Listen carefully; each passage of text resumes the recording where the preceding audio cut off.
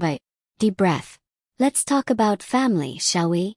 That magical institution where the people who share your DNA also share an inexplicable talent for stabbing you in the back whilst serving you overcooked roast chicken and passive-aggressive commentary about your life choices.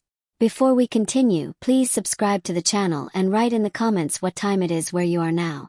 Because nothing says family bonding quite like crowdsourcing your global audience whilst pondering whether blood truly is thicker than water, or just more difficult to wash out of upholstery. I'm Angela Sutton.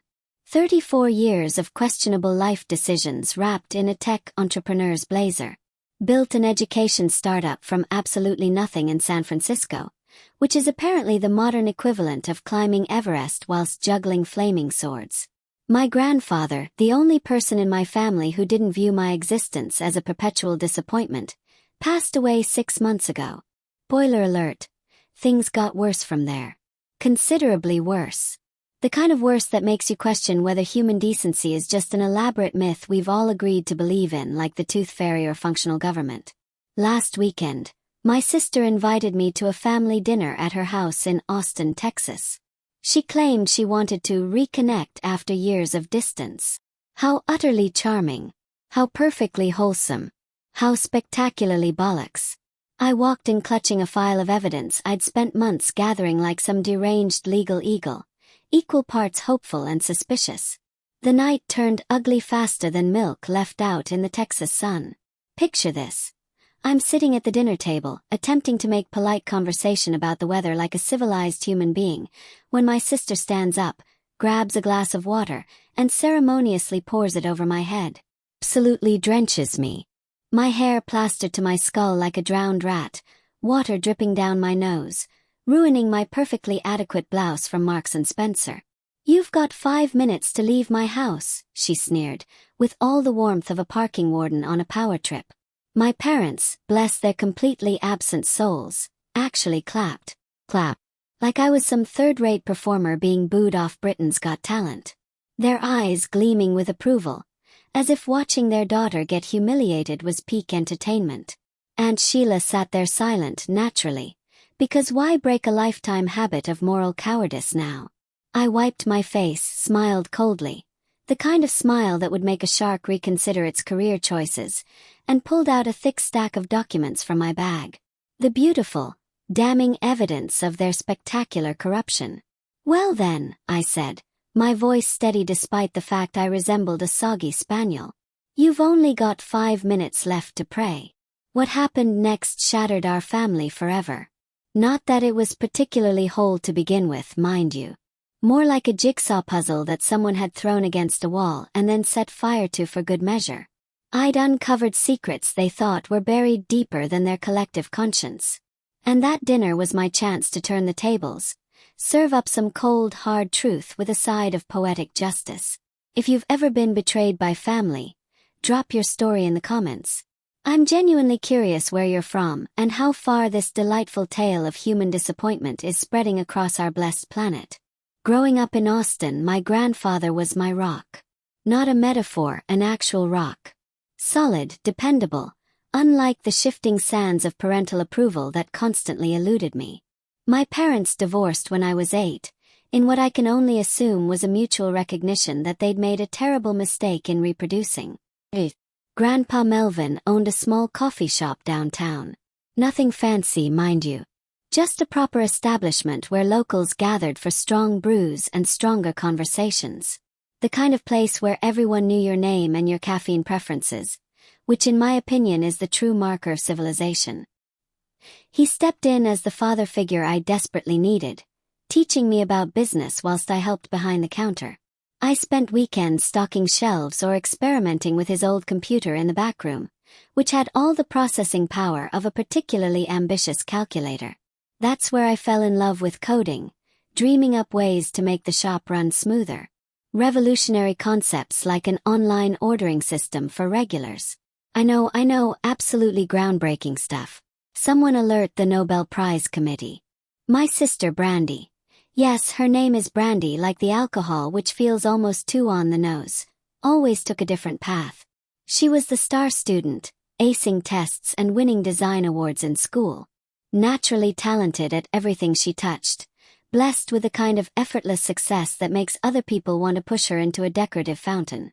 But she carried this quiet resentment, simmering away like a pot left on the hob. Grandpa Melvin would praise my tech ideas during family visits, saying things like, "Angela sees the future, that's a gift."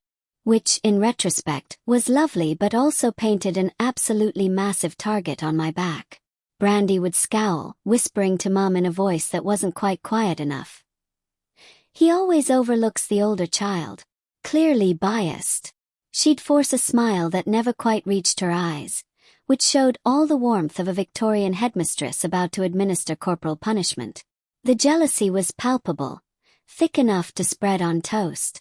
Once, after Grandpa spent an afternoon showing me how to fix the espresso machine with a digital timer I'd rigged, genuinely proud of myself that, Brandy snapped at me later. Full-on snapped like a twig under a lorry. Accused me of stealing his attention, as if affection were a finite resource that could be hoarded like biscuits in a pandemic.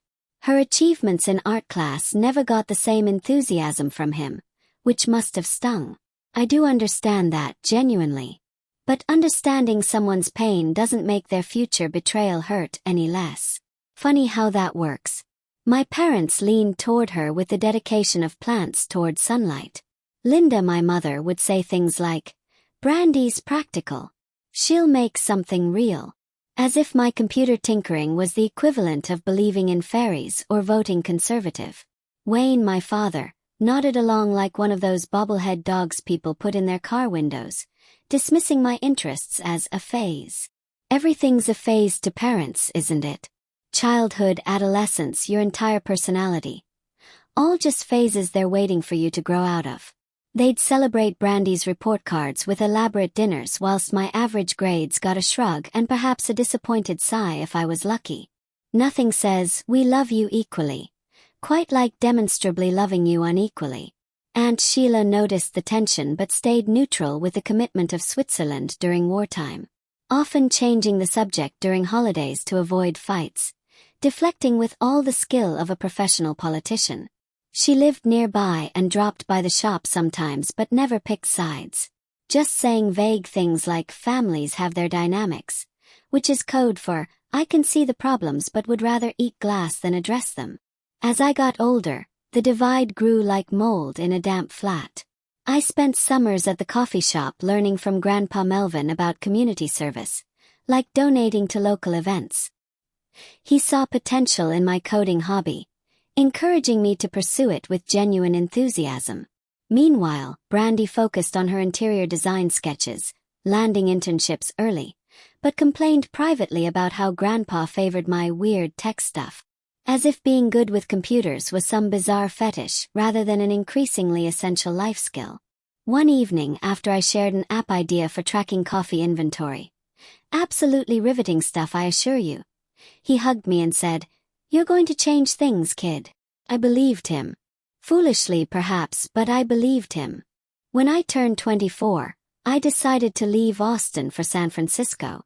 This decision went down about as well as a bacon sandwich at a bar mitzvah. My family opposed it with the intensity of people protesting a motorway through their back garden. Linda cried about me abandoning my roots, as if geographical location determines your worth as a human being. Wayne called it irresponsible, which is rich coming from a man who once tried to fix the plumbing with duct tape and optimism. A part of me wondered if their opposition was genuine concern or just a convenient way to keep me in my comfort zone, firmly under their collective thumb where I belonged. Spoiler: it was definitely the latter. Brandy lectured me on wasting time chasing dreams, delivering a TED Talk nobody asked for about practical life choices. This from a woman who once spent £300 on decorative cushions. Decorative cushions. Let that sink in. Aunt Sheila stayed quiet, offering a neutral wave goodbye, maintaining her impressive record of being about as useful as a chocolate teapot in moments of actual importance. Only Grandpa Melvin supported me. The night before I left, he slipped me an envelope containing £5,000 from his shop savings. "Build something meaningful," he whispered, hugging me with the kind of strength that made my ribs ache in the best way possible. That money got me started. Changed my entire life trajectory, really. And as I drove away from Austin, watching the city shrink in my rearview mirror, I promised myself I'd make him proud. Touching, isn't it? Almost brings a tear to the eye. Hold that thought. We'll need those tears later when everything goes spectacularly to shit. Part 3. The building years, or how success makes your family even more insufferable. With Grandpa Melvin's support behind me like a financial angel, I threw myself into building my education startup in San Francisco. The £5,000 he gave me covered my first rent in a flat roughly the size of a broom cupboard and laptop upgrades that made my old computer look like something from the Stone Age.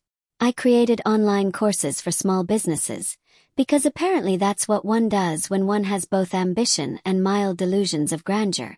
Within a few years, through sheer bloody-mindedness, caffeine abuse, and probably several minor breakdowns I've repressed, the company grew to 20 employees valued at several £1,000,000. Not that I'm bragging. Well, perhaps a little. I've earned it. I focused on tools that helped local shops like Grandpa's adapt to digital teaching methods. Through it all, I called him every Sunday without fail, sharing updates on new features or client wins. He'd laugh that wonderful wheezy laugh and say, "That's my girl," turning coffee breaks into classrooms. The man was a poet, truly. About a year ago, things started changing. His voice began sounding different during those calls. Slower, uncertain, like someone navigating through fog. He'd repeat stories or forget details from our last conversation, which should have set off alarm bells the size of Big Ben. I offered to fly back to Austin, but he brushed it off with typical masculine stubbornness, saying he was just slowing down. I should have pushed harder. Should have insisted. Should have done a lot of things, but hindsight is 20/20 and also completely useless for anything except self-flagellation. Instead, I sent gifts like a custom tablet for managing shop orders remotely, as if technology could somehow bridge the gap my physical absence had created. Turns out it couldn't. Shocking, I know. Brandy began showing up more at the coffee shop. According to what little Grandpa mentioned, which wasn't much, and that should have been another bloody enormous red flag. She started restricting my visits, claiming he needed rest from travel stress. As if seeing his granddaughter was equivalent to running a marathon. When I tried calling the shop directly, the employees said Brandy handled all his schedules now. She'd apparently appointed herself chief executive of grandfather management, a position nobody had advertised and she certainly wasn't qualified for. The calls shortened dramatically. He was on heavy pain medication for arthritis, the kind that clouds thinking and turns your brain into porridge. Brandy took over his doctor appointments and bank access, saying it was easier since she lived nearby. How convenient. How perfectly, suspiciously convenient. Aunt Sheila knew about the changes but stayed quiet, because of course she did. She told me over one rare call that it was best not to stir things up. Yes, wouldn't want to stir things up by actually checking if an elderly man is being properly cared for. That would be terribly inconvenient. 6 months ago, the devastating news came. Grandpa Melvin had passed in his sleep, quietly slipping away like a gentleman, which was entirely in character for him. I flew to Austin immediately, numb with regret and grief that sat in my chest like a boulder. The funeral was packed with locals who'd loved his shop, sharing stories about his kindness and generosity. It was beautiful and heartbreaking and made me want to set fire to everything because he deserved to be there. Not dead, not gone. Brandy organized everything with the efficiency of a military operation. She spoke about his community dedication with perfect emotion. Just the right amount of tears, just the right catch in her voice. Our parents beamed at her like she just won an Oscar for best performance in a funeral. Nobody asked me to say a word. Not one single person thought. Perhaps Angela, the granddaughter he explicitly supported and loved, might want to speak? Apparently not. At the lawyer's office for the will reading, the shock hit like a freight train driven by the universe's sixth sense of humor. Grandpa Melvin had left the coffee shop entirely to Brandy. The whole thing. Every brick, every coffee bean, every memory-soaked floorboard.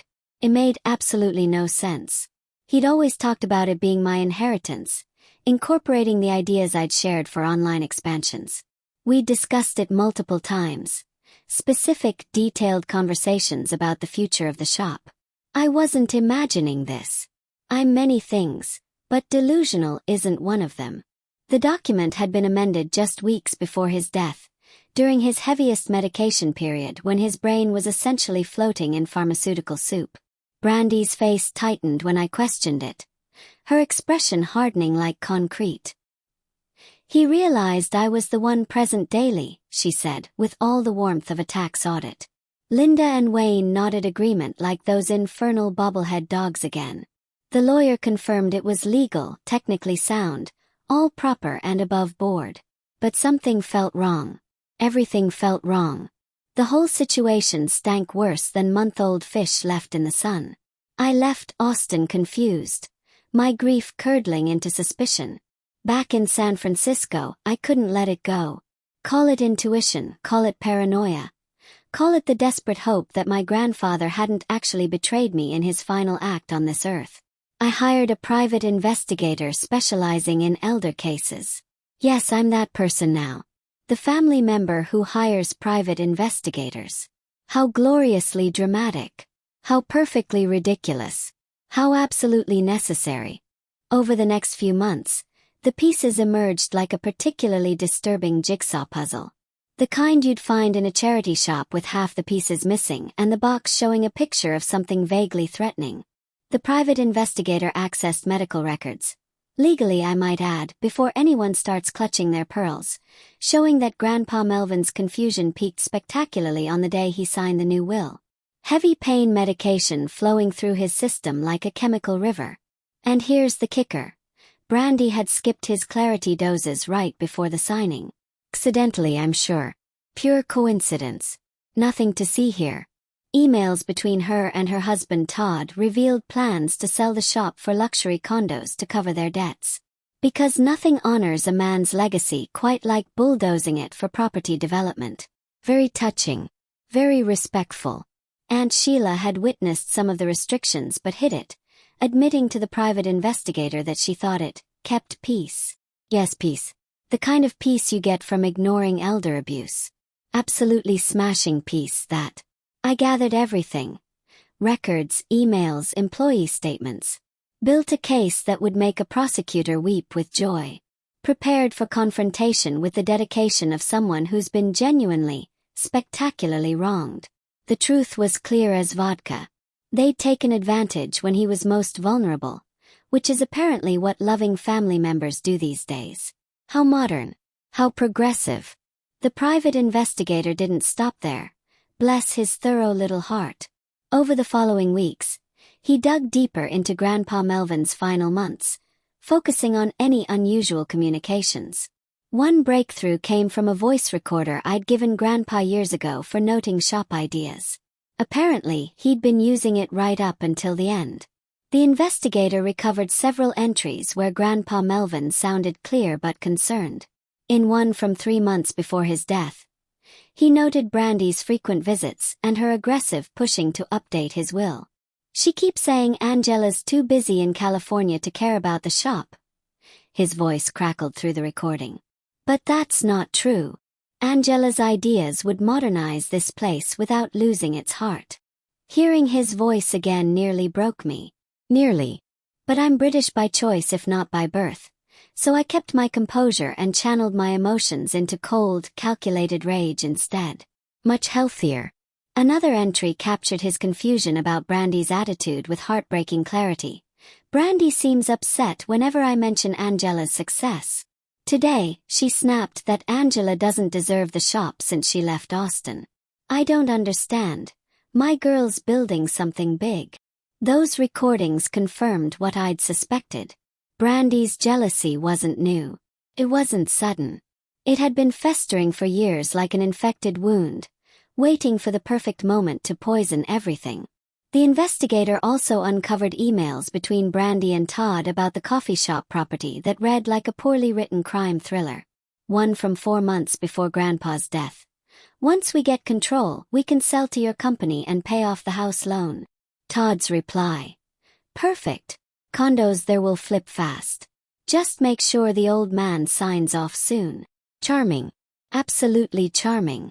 Nothing says family values quite like referring to your wife's dying grandfather as the old man whilst plotting to steal his legacy. Todd should run for parliament. He'd fit right in. Their motives became crystal clear, glittering like diamonds made of pure arseholery. The investigator pulled financial records showing their heavy debts, mortgage payments late, private school tuition overdue, Todd's construction projects stalled from catastrophically bad investments. They needed quick cash, and the shop's prime Austin location was their golden ticket out of debt. Aunt Sheila's role emerged during the investigation like a particularly cowardly weed. The investigator interviewed her discreetly, and she admitted knowing about Brandy's restrictions on visitors with all the reluctance of someone confessing to murder.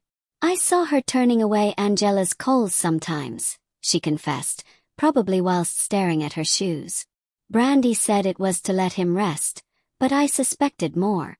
I didn't speak up because I thought it kept the family together." Yes, family togetherness.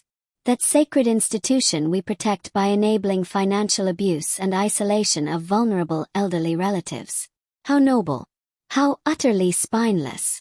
Her neutrality had crossed firmly into complicity, protecting Brandy at Grandpa Melvin's expense. But I'm sure she slept perfectly well at night, tucked up in her comfortable bed of moral cowardice. The investigator noted she avoided deeper questions, which is lawyer speak for guilty as sin but smart enough not to explicitly incriminate herself. Her statement added weight to the pattern of isolation we'd documented. As the evidence piled up like a beautiful, damning mountain of paper, I felt a mix of anger and resolve. The investigator confirmed Brandy had been at every doctor visit in those final weeks, even suggesting stronger pain medications that turned Grandpa Melvin's mind into fog.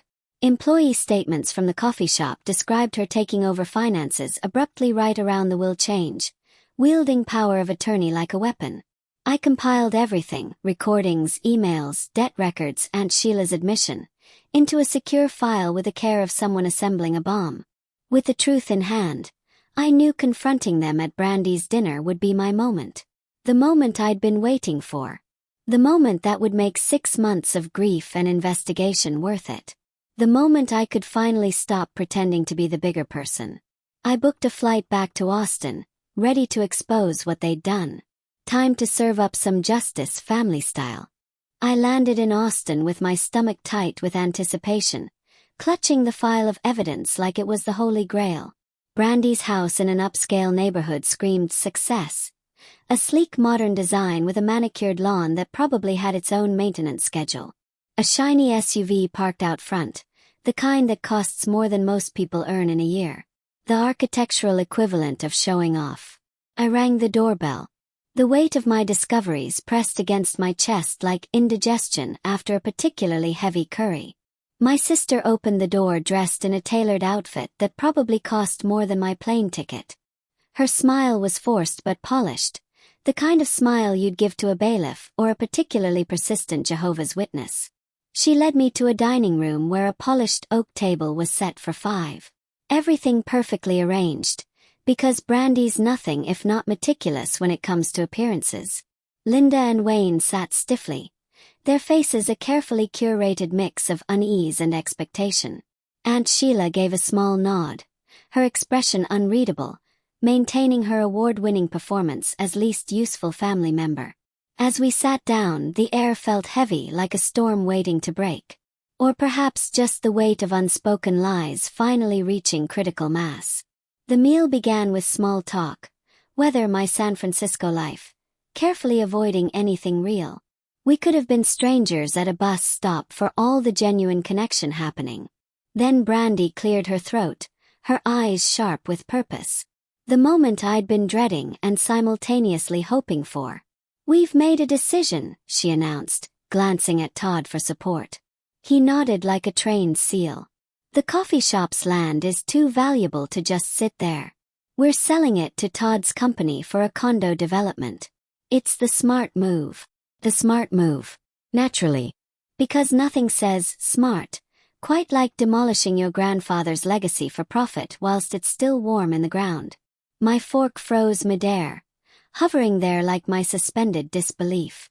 Grandpa Melvin's shop, the heart of Austin's community, the place where I learned everything that mattered, reduced to a quick property flip. How perfectly modern. How utterly soulless. I set my fork down carefully, keeping my voice even despite wanting to scream. That shop's been thriving for decades. Grandpa wanted it preserved, not torn down. Brandy's smile tightened like a fist. You're not here, Angela. You don't get to decide what's best. Todd chimed in with his characteristic charm. The market's hot. Condos will bring in millions. Millions. Always about the money with these people. I pushed back, my voice rising slightly despite my best efforts. Millions for whom? To cover your debts. Linda cut in, her voice sharp as glass. Don't be selfish. Brandy's thinking of the family. Yes, I'm being selfish. Classic projection. Wayne nodded along, surprise, surprise, adding his valuable contribution. It's practical. Progress. Progress. What a lovely word for destruction. I wondered briefly if they truly cared about Grandpa's legacy, or if they were just seeing pound signs dancing before their eyes like cartoon characters. Rhetorical question, really. Aunt Sheila stayed silent naturally. Her eyes fixed on her plate as if it might suddenly become fascinating enough to justify her complete moral absence. The room crackled with tension as I pressed on. Grandpa's legacy isn't your ATM. He trusted me with that shop. Brandy stood abruptly, her face flushed with righteous indignation. Trusted you? You left him for California. Then came the water. Oh yes, the water. She grabbed a glass and ceremoniously dumped it over my head like we were in some terrible reality television program. The cold liquid dripped down my face, soaking into my collar, ruining what was actually quite a nice blouse. You've got 5 minutes to leave my house, she snapped, her voice venomous enough to kill a small mammal. Linda clapped. Actually clapped, like I was a performer who'd just delivered a particularly disappointing juggling act. Wayne joined in with a slow clap that echoed her support, because apparently synchronized clapping is what passes for parenting in this family. Aunt Sheila didn't move, her silence deafening, her usefulness remaining at absolute zero where it had permanently resided for decades. They thought they'd humiliated me. Thought I'd slink away with my tail between my legs, properly chastised for daring to question their authority. They thought wrong. Spectacularly, beautifully wrong. I wiped my face, water dripping from my hair like I'd just emerged from a particularly aggressive baptism. But I kept my composure. The room hung in stunned silence as I reached for my bag with deliberate calm and pulled out the thick file. My beautiful, damning file of evidence. Let's see what the truth looks like, I said calmly, slamming it on the table with deeply satisfying force. Brandy's triumphant smirk faded faster than her interior design business was about to. She saw the label. I watched the color drain from her face like someone had pulled a plug. I flipped it open with theatrical flair because if you're going to destroy your family, you might as well do it with style. Starting with the medical records. These show Grandpa Melvin's confusion peaked on the day he signed the new will. Heavy pain medication. Skipped clarity doses. Right after you, Brandy, took over his appointments. Her eyes widened. That's not. I cut her off because honestly, I'd waited 6 months for this moment and wasn't about to let her ruin it with pathetic denials. I pulled out the next page. And here's the voice recorder I gave him. Listen to this entry from 3 months before he died. Press play. Grandpa Melvin's voice filled the room like a ghost at the feast. Brandy's pushing hard about the shop today. Says Angela doesn't deserve it since she left. But Angela's ideas would keep this place alive. The recording ended. I watched her face drain of what little color remained. He knew you were jealous. Even then. Todd shifted uncomfortably, his confidence cracking like cheap plaster. I was just getting started. I turned to the emails next, each page another nail in their collective coffin. These messages between you and Todd planned the sale before Grandpa was even gone. Once we get control, flip it for condos to cover the loans. Your words, Brandy. Your debts are all here. Late mortgage, school fees, stalled projects. Linda gasped, her clapping hands now clenched into fists. Too little, too late, Linda. Wayne avoided my gaze entirely, suddenly finding the wall extraordinarily interesting. Aunt Sheila finally spoke up, her voice low and utterly pathetic. I knew about the visitor restrictions. Brandy asked me to back her up. Said it was for his rest. I went along to keep peace, but I saw the changes. Peace. That phrase again. The universal excuse for moral cowardice throughout human history. Brandy sank into her chair, her anger transforming into desperation with impressive speed. The shift from righteous indignation to panic was almost beautiful to watch. Almost. Please, Angela, she begged, her voice cracking. We can split it 50-50. Keep half the proceeds or even the shop if you want. We were drowning in bills, the house, the kids' schools. Ah, there it is. The bargaining stage of grief. How predictable. How utterly insufficient. Todd, displaying the loyalty of a rat abandoning a sinking ship, quickly distanced himself. He placed a hand on Brandy's shoulder but pulled back as if she'd suddenly become radioactive. I wasn't involved in the will stuff, he said defensively. My part was just the development after. If there's trouble, that's on her. He glanced at his phone, already thinking about calling his lawyer. The united front crumbled into self-preservation faster than you can say, prenuptial agreement. Linda tried to intervene with characteristic ineffectiveness. We didn't know the details. I shook my head, cutting her off. You all enabled it. Wayne stayed silent, his earlier approval evaporating like morning dew. Aunt Sheila looked regretful but didn't defend them further, maintaining her impressive record of doing absolutely bugger all when it mattered. As the evidence sank in, really sank in, past their denial and into the realm of we're properly fucked, Brandy's pleas grew frantic. Part of me wondered briefly if they were truly this culpable, or if I was exaggerating flaws to cement my victory. But then I remembered the water dripping down my face, the funeral where nobody asked me to speak, the months of grief and investigation. Yes, they were absolutely this culpable. We'll tear up the plans, she gasped. Just don't go public. I closed the file with a snap that echoed through the room like a gunshot. It's too late. The district attorney has copies. Expect their call tomorrow. The silence that followed was exquisite.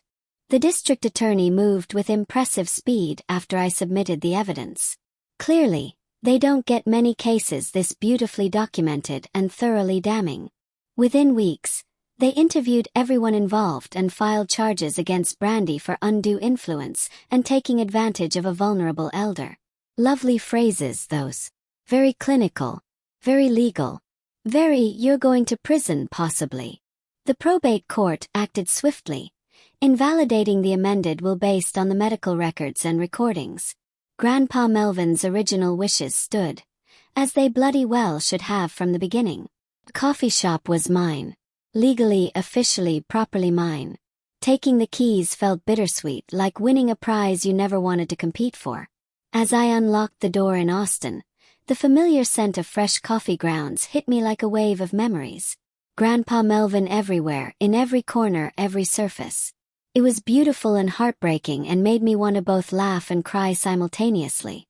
Brandy's fallout came quickly, like divine retribution delivered by Amazon Prime. She took a plea deal to avoid trial. Smart move, really, given the evidence against her could have buried a small army, getting probation and community service. Her interior design firm dropped her immediately, citing ethical concerns in their statement. Nothing like public scandal to make businesses suddenly discover their moral compass. Clients pulled out faster than investors from a cryptocurrency scheme. Within months she had no work, no reputation, no career. Just debt and regret, which seems oddly fitting. Todd filed for divorce days after the charges hit, claiming he knew nothing about the will changes. How convenient. How utterly predictable. His construction company faced scrutiny, with investors bailing over the scandal like rats fleeing that proverbial sinking ship. Bankruptcy followed within months, his projects grinding to a halt. Turns out being married to someone who commits elder fraud isn't great for business. Who knew? Linda and Wayne retreated from view like vampires at sunrise.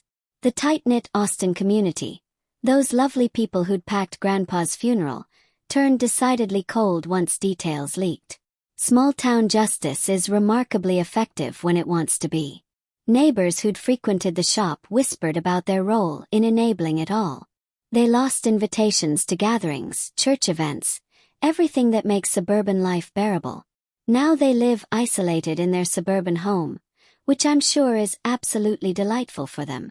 Couldn't have happened to nicer people. Aunt Sheila called once, finally admitting her silence had been wrong. Bit late for that revelation, isn't it? But I didn't respond. Her complicity stung too deep, like a splinter works so far under the skin that removing it would hurt more than leaving it. I blocked them all. No more calls, no emails, no ties to that toxicity. Severed the connections like cutting out a tumor. It hurt at first. Losing family always hurts, even family who've proven they don't deserve you, but the freedom outweighed the pain. Gloriously, beautifully outweighed it. Part 9. Rebuilding, or How I Learned to Stop Worrying and Love the Chosen Family. With the shop secure, I split my time between San Francisco and Austin like some sort of caffeinated nomad. First priority: reassuring the employees their jobs were safe. Many had served under Grandpa Melvin for years, and they deserved better than the uncertainty Brandy's schemes had created. They shared stories of his kindness, his generosity, his terrible jokes that weren't actually funny but you laughed anyway because he told them with such enthusiasm. Each story was a reminder of what I was fighting to preserve. We expanded with my ideas. Online ordering for pickups, community classes on brewing techniques, all the innovations I discussed with Grandpa years ago. Locals rallied with a Save the Shop campaign, donating time for renovations. The community support was genuinely overwhelming in the best possible way. I added a workshop space for free sessions, teaching kids about business like Grandpa Melvin taught me. Passing on knowledge, breaking the cycle of family dysfunction one espresso at a time. The place thrived, genuinely thrived, blending tradition with modern touches. Regulars became like family. Proper family, the kind that doesn't steal from you or pour water on your head during dinner. They stopped by for chats over coffee, sharing their lives, their troubles, their triumphs. The kind of connections that actually mean something. One evening, a long-time customer, Gerald, lovely man, comes in every Tuesday for a flat white and existential conversation, said, "Your grandfather would be proud." I nodded, feeling Grandpa Melvin's presence in every cup poured, every conversation shared, every moment of community building. He was there, not physically obviously, that would be terrifying, but in spirit, in purpose, in the continuation of everything he'd built.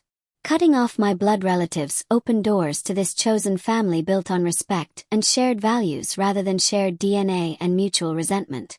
Turns out you can, in fact, choose your family. Who knew? Well, probably lots of people, but I'm a slow learner. The lesson hit hard, like a philosophy lecture delivered via cricket bat. True family isn't defined by blood. It's not about who shares your chromosomes or your surname or your traumatic childhood memories. It's those who honor you without strings attached, who support you without ulterior motives, who don't pour water on your head when you question their property development schemes.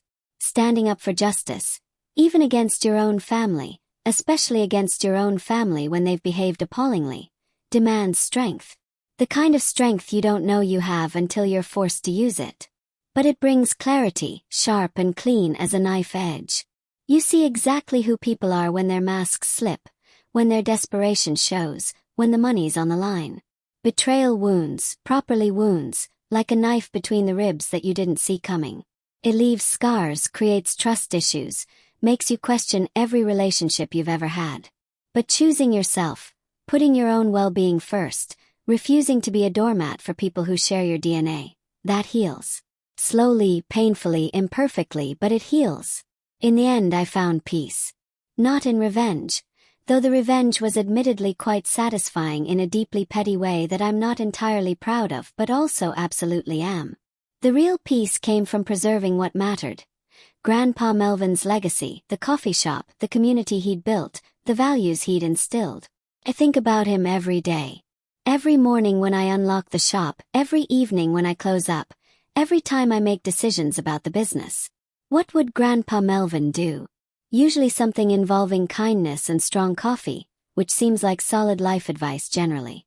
The shop's thriving now, properly thriving. We've expanded to 3 locations across Austin, each one maintaining that community feel whilst incorporating modern technology. Online orders, digital loyalty programs, social media presence. All the things that would have made his eyes glaze over with confusion but his heart swell with pride. My San Francisco startup's doing well too. Sold it actually, for an obscene amount of money that still makes me slightly uncomfortable. Used the proceeds to establish a scholarship fund in Grandpa Melvin's name for young entrepreneurs from disadvantaged backgrounds. He would have loved that. Probably would have cried, the old softy. I'm dating someone now. Marcus, software engineer, lovely man, doesn't come with any homicidal siblings or parents who clap at my humiliation. The bar for relationships is remarkably low these days, but he exceeds it magnificently. He knows the whole story, finds the water pouring incident particularly appalling, thinks my sister should have got prison time rather than probation. I'm inclined to agree, but apparently wanting someone to suffer more isn't a valid legal argument. His family's normal. Boringly, wonderfully normal. They have dinners where nobody produces evidence of financial crimes. They disagree without resorting to assault via beverages. They actually seem to like each other, which was quite shocking initially. I'm still adjusting to functional family dynamics. It's like learning a foreign language in your 30s. Brandy's life imploded spectacularly, like a controlled demolition but messier. She completed her community service picking up litter along Texas highways, which seems almost too poetically just. Her social circle evaporated. The carefully curated life she'd built, the perfect house, the successful business, the Instagram-worthy existence, gone. Poof. Like it never existed. Last I heard through the Austin Gossip Network, which functions with MI6 level efficiency, she's working retail. Nothing wrong with retail, of course, except when you've spent years looking down on people who work retail whilst stealing from vulnerable elderly relatives. The karma is exquisite. Todd's construction company went completely under. Bankruptcy, liquidation, the full disaster. He's living in a flat now. Not even a house, a flat, working as a project manager for someone else's company. The divorce was messy, expensive, everything you'd hope for when watching terrible people get their comeuppance. They split custody of the kids, who I genuinely feel sorry for because they didn't ask for any of this.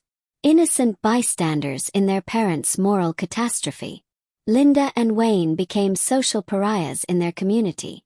Turns out enabling your daughter to commit elder fraud against your own father doesn't endear you to the neighbors.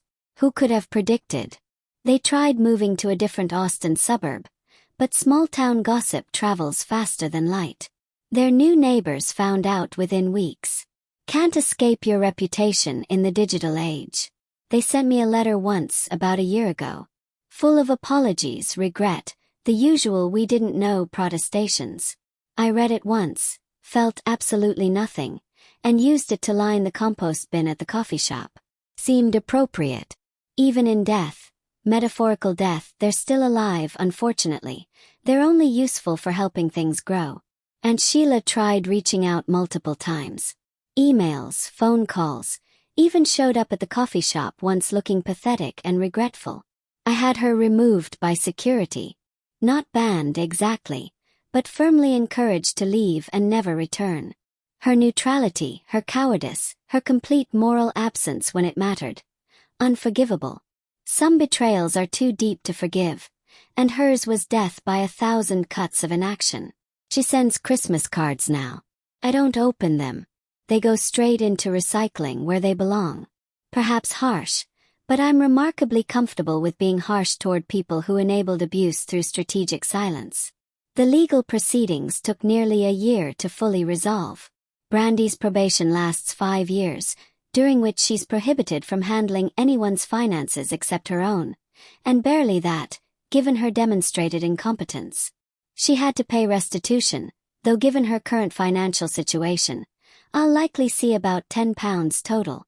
It's not about the money anyway. It's about the principle, the recognition of wrongdoing, the official acknowledgement that what she did was criminal. The district attorney called it one of the clearest cases of elder financial abuse they'd seen, which is both validating and depressing. Validating because my suspicions were correct, depressing because apparently this happens often enough that they have a scale for clarity. The original coffee shop remains the flagship, the heart of everything. I kept the name, Melvin's, because changing it would be sacrilege. We've updated the interior whilst maintaining the character. Original wooden counter refinished, vintage espresso machine restored and actually working properly now. Photographs of Grandpa Melvin throughout the years covering one wall. Regulars come in and tell stories about him. He gave me free coffee when I lost my job. He stayed late to help me practice my presentation. He remembered my daughter's name, asked about her college applications. Each story a testament to the kind of man he was, the legacy worth fighting for. We employ 20 people across the 3 locations now. Fair wages, proper benefits, none of this 0 hours contract nonsense. Several employees are former students from the business workshops, learning to manage operations. Creating opportunities like Grandpa created for me. The workshop space runs classes twice weekly. Basic business skills for teens, coding for beginners, financial literacy for young adults. All free, all open to anyone. We get kids from all backgrounds, some who'll go on to university, others who'll start their own businesses, all learning that success isn't about where you come from but what you build. One girl, Maria, reminds me of myself at that age. Quiet, smart, overlooked by her family who think education is getting above yourself. She's brilliant with computers, teaches herself coding from YouTube videos, dreams of Silicon Valley like I once did. I've taken her under my wing, offered mentorship, promised a reference when she applies for university. Her family doesn't support her ambitions. Sounds familiar. But she's got something better now. A community that does. That's what Grandpa built, really. Not just a coffee shop but a support network for people who need it. The San Francisco business continues under new ownership. They've honored the original mission, expanding the online education platform for small businesses globally. I consult occasionally, more as a favor than necessity. My focus has shifted, rooted now in Austin where it perhaps always belonged. Marcus and I are talking about marriage, which feels both terrifying and wonderful. Planning a wedding without inviting your entire biological family seems odd, but also liberating. His family's lovely, more than compensating for my lack thereof. We'll have a small ceremony at the coffee shop, naturally. Grandpa Melvin would approve. Probably would have cried happy tears, given embarrassing speeches, told terrible jokes. I imagine him there sometimes, standing behind the counter with that warm smile, nodding approval at what I've built. At what we've built together, really. His foundation, my expansion. Partnership across generations. If I had to distill this entire catastrophe into lessons, and apparently I do because that's what people expect from trauma narratives. Here's what I've learned. First, trust your instincts. When something feels wrong, it probably is. The will change felt wrong from the moment I heard it. I should have acted faster, questioned harder, made more noise. But grief makes you doubt yourself, makes you think perhaps you're being paranoid or selfish. You're probably not. You're probably right. Second, document everything. Thank God I gave Grandpa that voice recorder. Thank God the private investigator was thorough. Documentation beats memory every time in legal proceedings. If something seems questionable, write it down, save it, keep records. Future you will thank present you. Third, family doesn't excuse cruelty. Blood relation isn't a free pass for abuse, manipulation, or theft. We're taught family is everything. Forgive family. Family sticks together. Bullocks. Family that treats you like rubbish doesn't deserve your loyalty. Period. Full stop. End of discussion. Fourth, money reveals character. Grandpa's estate wasn't even enormous. Comfortable, yes, but not wealthy. Yet it was enough to turn my sister into a criminal and my parents into accomplices. Money doesn't corrupt character. It reveals character that was already compromised. People who'll steal from dying relatives were always capable of it. The opportunity just hadn't arisen yet. Fifth, silence is complicity. And Sheila taught me that. She didn't actively harm Grandpa, didn't manipulate the will, didn't restrict visitors herself. But she knew. So, she said nothing. That makes her guilty too. Standing by whilst harm occurs isn't neutrality. It's choosing the side of the abuser. Sixth, chosen family matters more than biological family. The employees at the coffee shop, the regulars who supported me, the community that rallied. They're my real family. They showed up without obligation, supported without expectation, cared without ulterior motive. That's what family should be. Seventh, justice isn't guaranteed but worth fighting for. I could have let it go. Accepted the will, moved on, avoided confrontation. Many people would have. But fighting, hiring the investigator, gathering evidence, pursuing legal action, that was necessary. Not just for me but for Grandpa's memory. Some things are worth the battle. Eighth, revenge tastes sweet but justice tastes better. Watching Brandy's life implode was satisfying, I won't lie. But the real victory was restoring Grandpa's wishes, preserving his legacy, continuing his work. That matters more than any personal vengeance. Ninth, grief doesn't excuse manipulation. Brandy used my grief against me, banking on me being too devastated to question anything. Many abusers rely on victims being too polite, too shocked, too grief-stricken to fight back. Don't let grief make you passive. Grieve and fight simultaneously if necessary. 10th, you're stronger than you think. I didn't feel strong during any of this. I felt terrified, angry, heartbroken, lost. But I hired the investigator anyway. Compiled the evidence anyway. Confronted them anyway. Sat through legal proceedings anyway. Strength isn't fearlessness. It's being afraid and doing it anyway. Here's what I don't talk about at dinner parties or in polite conversation. Sometimes I feel guilty. Not about pursuing justice, that was absolutely right. But about the completeness of Brandy's destruction. Her life is genuinely ruined. Her marriage ended, career destroyed, reputation obliterated. Part of me, a small, uncomfortable part, wonders if the punishment exceeded the crime. Then I remember Grandpa's voice on those recordings, confused and manipulated. I remember him dying without understanding why his beloved shop was being taken from me. I remember the water dripping down my face, the clapping, the sneering contempt. And the guilt evaporates like morning mist. But it lingers sometimes in quiet moments.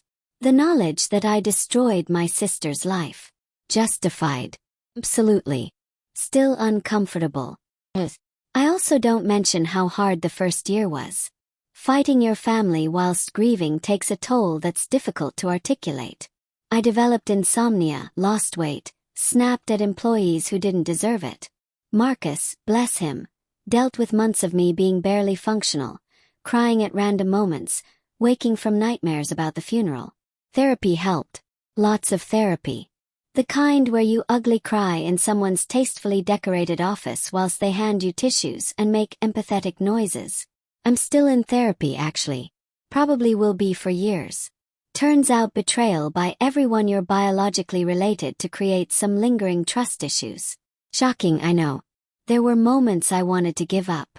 Moments the legal fees seemed insurmountable, the emotional cost too high, the whole endeavor pointless. Why fight? Why not just let them have the damn shop, move on, forget about it? But I couldn't. Not because I'm particularly brave or principled, but because letting them win felt like betraying Grandpa a second time. He'd already been betrayed in death. I couldn't add to it by giving up. The victory, when it came, felt hollow initially. It won, yes. Justice prevailed, yes. But Grandpa was still dead. The family was still broken. Nothing could fix that. Winning didn't bring him back or repair the relationships. It just meant I'd successfully fought off vultures from his corpse, metaphorically speaking. That satisfaction came later, slowly, as I rebuilt the shop and saw his vision continuing. As I taught kids in the workshop space and saw his influence spreading. As the community rallied and showed me what he'd really built. Not just a business, but a legacy of kindness. It's been 2 years since that dinner. 2 years since water dripped down my face whilst my parents clapped. Time hasn't healed everything. That's a pleasant lie we tell ourselves. But it's provided perspective. The coffee shops are thriving. We're planning a 4th location, possibly 5th. Each one maintains Grandpa's ethos whilst incorporating modern sustainability practices. Fair trade beans, compostable cups, living wages. The kind of business that makes money whilst not being terrible, which apparently is radical these days. I've started speaking at business conferences about ethical entrepreneurship and elder financial abuse. Turns out my story resonates. Lots of people have similar experiences. Families fighting over estates, vulnerable elders being manipulated, wills changed under suspicious circumstances. It's depressingly common. After each talk, people approach with their own stories. Some crying, some angry, all looking for validation that they're not crazy for suspecting foul play. I tell them, trust your instincts, document everything, hire professionals, don't back down. The advice I wish someone had given me. Marcus proposed last month. Proper proposal, down on one knee in the coffee shop after closing, ring in a box, the full traditional nonsense. I said yes obviously, because he's wonderful and hasn't tried to steal from any elderly relatives, which is apparently my baseline for acceptable partners now. We're getting married in 6 months. Small ceremony, 50 guests, all people who actually matter. His family, our friends, the coffee shop employees, regular customers who've become family. No biological relatives invited, which felt weird initially but now feels absolutely right. His mother asked if I'd reconsider inviting my parents. Sweet woman, comes from functional family. Doesn't quite understand the depths of dysfunction some families achieve. I explained politely but firmly. No.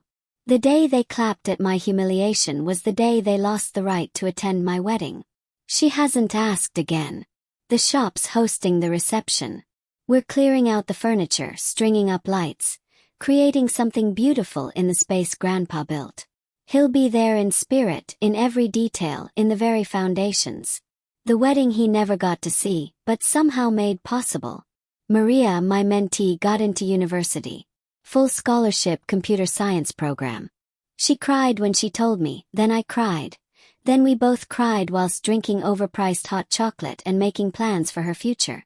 She's moving to California next year, following the same path I did. History repeating, but better this time. She's got support, funding, mentorship. Everything I built the hard way, she'll have from the start. That's legacy too. Not just buildings or businesses, but people helped, opportunities created, cycles broken. So what's the point of this entire sprawling narrative? Why air family dysfunction for strangers on the internet? Partly catharsis. Telling the story helps process the trauma, apparently. My therapist approves, so that's something. Partly warning. If you suspect elder abuse, financial manipulation, undue influence, act. Don't wait. Don't assume you're wrong.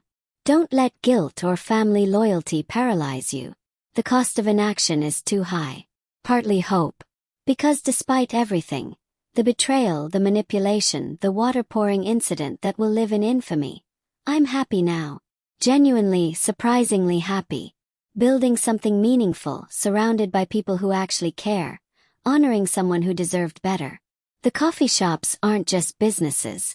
They're proof that good can persist, that legacy matters, that fighting for what's right achieves something even when it costs everything.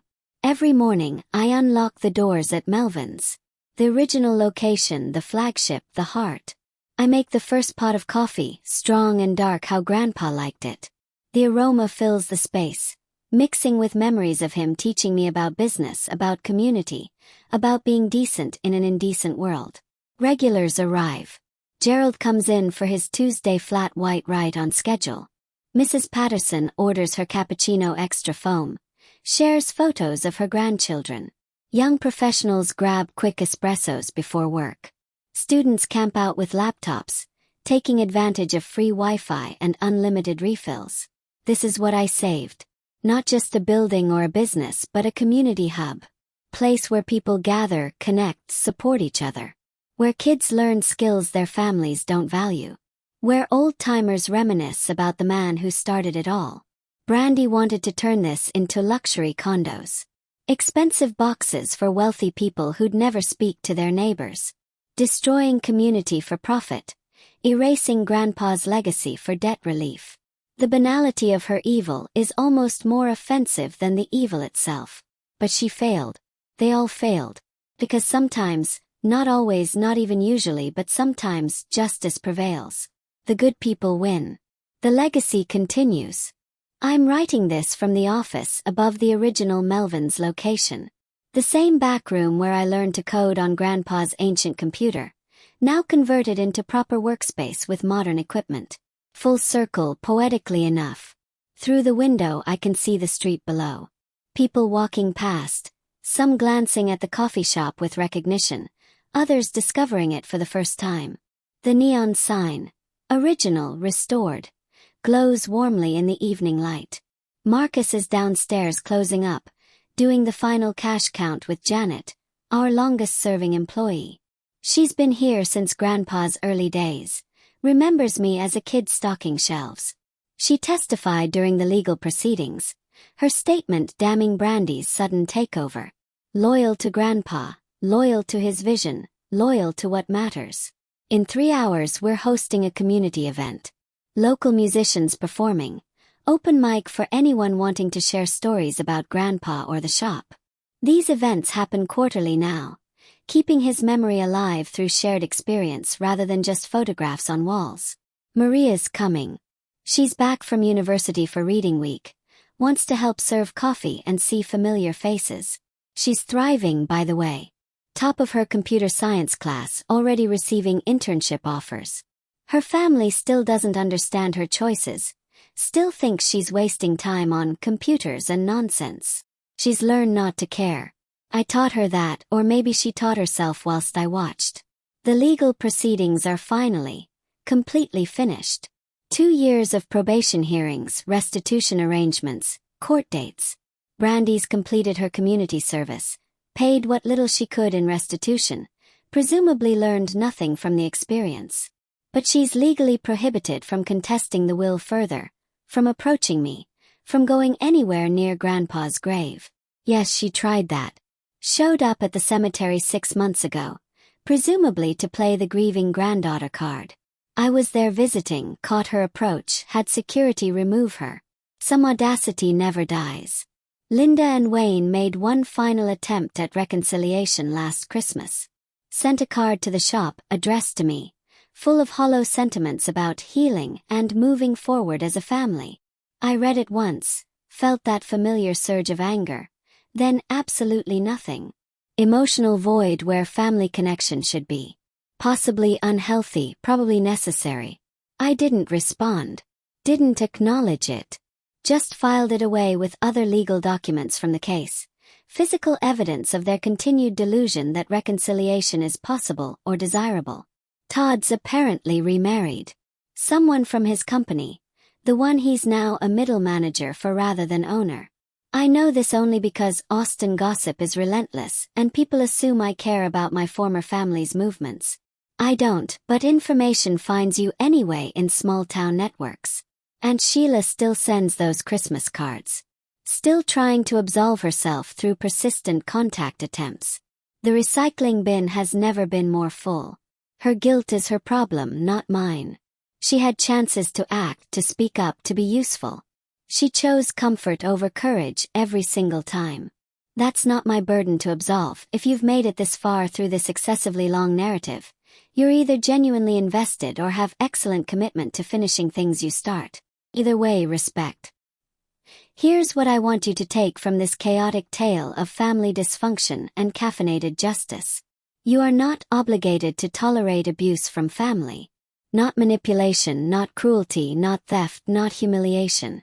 The accident of shared genetics doesn't create infinite forgiveness obligations. Set boundaries. Enforce them. Cut people off if necessary. Your well-being matters more than family unity built on toxicity. Trust your instincts about vulnerable people. If something feels wrong, wills changed suddenly, isolation increasing, confusion exploited, investigate. Be the person who asks uncomfortable questions. Be the person who acts rather than maintains comfortable ignorance. Document everything in situations involving potential abuse or manipulation. Voice recordings, emails, medical records, financial statements. Evidence matters. Gut feelings don't hold up in court. Documentation does. Find your chosen family. Blood doesn't determine family. Love, respect, and genuine care do. Build relationships with people who treat you well, support your growth. Celebrate your successes without jealousy. Those are your real family, regardless of genetic connection. Legacy matters. Grandpa Melvin built something meaningful. Not for profit primarily, though it was profitable, but for community. That's worth preserving. That's worth fighting for. Material success means nothing if it doesn't serve people. Justice sometimes requires destroying relationships. Pursuing what's right meant losing my entire biological family. Was it worth it? Absolutely. Would I do it again? Without hesitation. Some relationships aren't worth preserving. You're stronger than you think. I didn't feel strong during any of this. I felt broken, furious, lost. But I found strength anyway. Built it from necessity and stubbornness and inherited determination. You have that strength too, even when you can't feel it. Finally, sometimes the bad people lose. Not always. Not usually. The world's not particularly just. But sometimes, if you fight hard enough, document thoroughly enough, refuse to back down, sometimes justice prevails. The manipulators face consequences. The stolen legacy gets restored. The right side wins. That's worth remembering when things look hopeless. Since people always ask. Me. Running 3 successful coffee shops, planning more locations, engaged to a lovely man who isn't a criminal, finally sleeping through the night most evenings. Happy mostly. Getting there anyway. Brandy. Working retail, divorced, socially ostracized, presumably bitter, but that's speculation. Haven't seen or spoken to her in 2 years. Don't intend to. Todd. Remarried, middle management, bankruptcy on his record, construction career permanently damaged. Karma's doing its thing nicely without my involvement. Linda and Wayne. Isolated in suburban Austin, reputations destroyed, invitations to social events non-existent. Living their best life, I'm sure. Aunt Sheila. Still sending cards I don't open, presumably hoping enough time will magically erase her complicity. It won't. The coffee shop. Thriving, expanding, serving community, honoring Grandpa's legacy. Exactly as it should be. Grandpa Melvin. Gone but present in every decision, every cup poured, every person helped. His legacy continues, which was always the point. Me, again getting married in 4 months, running successful businesses, mentoring kids, building chosen family, occasionally remembering to eat vegetables and drink water, learning that happiness after betrayal is possible but takes work. And that, finally, mercifully, is the end. Thank you for coming to my TED Talk about family dysfunction, caffeinated justice, and why you should always trust your instincts about suspicious will changes. Now if you'll excuse me, I have a coffee shop to run, a wedding to plan, and absolutely no family drama to deal with. It's quite lovely, actually. Don't forget to subscribe, drop your time zone in the comments, and remember, family is what you make it, not who you're born to. Cheers.